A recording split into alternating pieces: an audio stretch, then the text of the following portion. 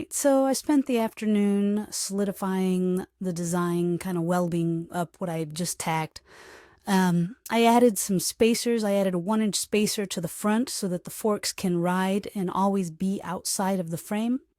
I welded up a set of forks. I lost a little bit. I did like 12 and a half total, and I lost a little bit more than I wanted to right in here. I don't think we're spaced out too far. And, my question of do we have enough clearance once some of the actuator is going out and we start rotating, I was kind of thinking I was going to put my pin out here, in which case, we definitely would be like having problems with that possibly. But we control the pin position. If I put the pin position right here, right in line with the back of a linear actuator, then the whole thing will actually be rotating about that spot, and it won't have, we could deal with minimal clearance against the frame. So I think I'll do a little mock-up just to make sure that what I'm thinking is right, but I think that that's probably okay. You can see how much engagement we have on the pallet, even when we just go right up to our gusset. Center, we're at 10.5 out of 14. It's still pretty good. And in terms of whip, that's not quite sooner, but it's close. So that gives us enough room to enter the pallet without a fight. And we only have 3 inches on each side. We're at 10-inch width, so I think that'll give us good stability. And I think those forks are wide and thick enough that they'll be able to handle the load without a problem. Yeah, c'est possible. Alright, so to make our mount plates, we're going to start, cut off 4 pieces of 3/4 inch, 1 inch, 1/2 inch center pipe.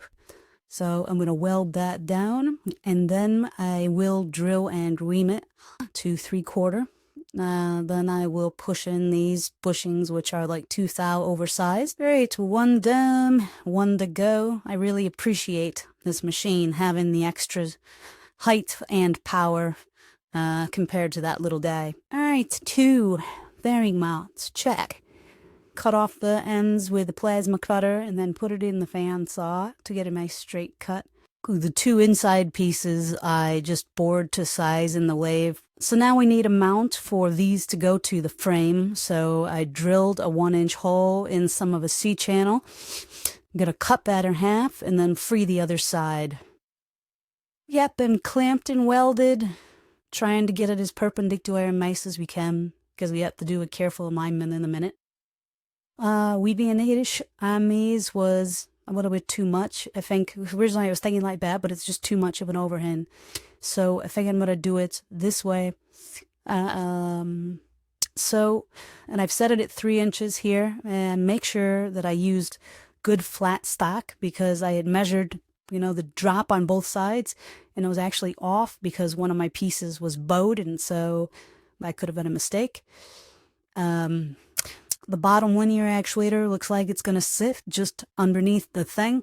Right now it's in a fully retracted state, but I actually want the force to be able to tip negative.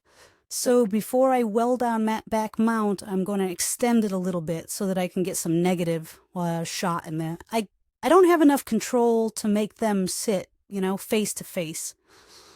I don't believe. I think I'd be pushing it. So I'm going to leave myself a 1/4 inch gap, and it really shouldn't matter. Alright, so using a giant set of calipers that really suck, I was able to take the depth measurement off of both ends, and I'm very, very close to being perfectly across. And I double checked just to make sure that my spacing was exactly the same to the frame marks, so I'm definitely within. So the 2 plates are not going to hit each other, but I can take up that distance with spacers and stuff too. So that kind of eases my requirements, but the main part is it's level and spaced this way. And I almost had a screw up. Just where I double checked the frame heights to the table on both sides, and that side of the frame was actually a 1/16 of an inch down. What is the joy of pneumatic tires? That tire is like just slightly less inflated than this one. So I'm gonna have to block the frame to make sure I start with an absolutely perfectly level frame. That almost got me. So cutting that into length, and leaving them long, complicated the clamping setup a little bit, but simplified the spacing, you know. So we have quite a bit of everything's moving smooth. We can test it right now. I'm glad that I left a fair amount of gap between here because that'll allow me to center the carriage independently. Like, why over constrain it? I can just put spacers in there and let me get a perfect spacing so I know I'm dead on center. And it just makes things simpler. So a Weasley McGack was a good idea. So we're clamped and we're ready to weld. I don't see any other problems. So given what we're welding, that has to be pretty accurate. First I started with a weld right there because I can't really distort anything. Then I did like a tack, flash lead, 1 tack here, 2 tacks there, back over.